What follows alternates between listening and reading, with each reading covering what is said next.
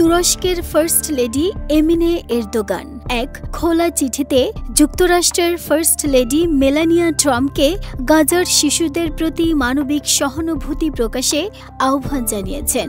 চিঠিতে তিনি ওয়াশিংটনে হোয়াইট হাউসে মেলানিয়ার সঙ্গে সাক্ষাতের স্মৃতির কথা উল্লেখ করেন।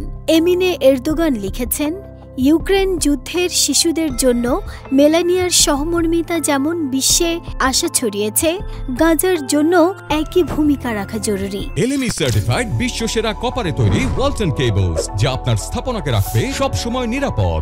তিনি বলেন, প্রতিটি শিশুরই অধিকার রয়েছে নিরাপদ ও ভালোবাসাময় পরিবেশে বেড়ে ওঠার, যা কোনো ধর্ম, জাতি বা রাজনৈতিক সীমারেখায় আটকে রাখা উচিত নয়।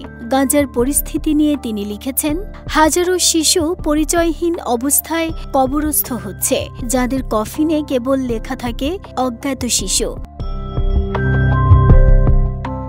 এমিনে এরদোগান মেলানিয়াকে অনুরোধ করেন যেন তিনি ইসরায়েলি প্রধানমন্ত্রী বেনিয়ামিন নেতানিয়াহুর কাছে চিঠি পাঠিয়ে গাজার মানবিক বিপর্যয় থামানোর আহ্বান জানান।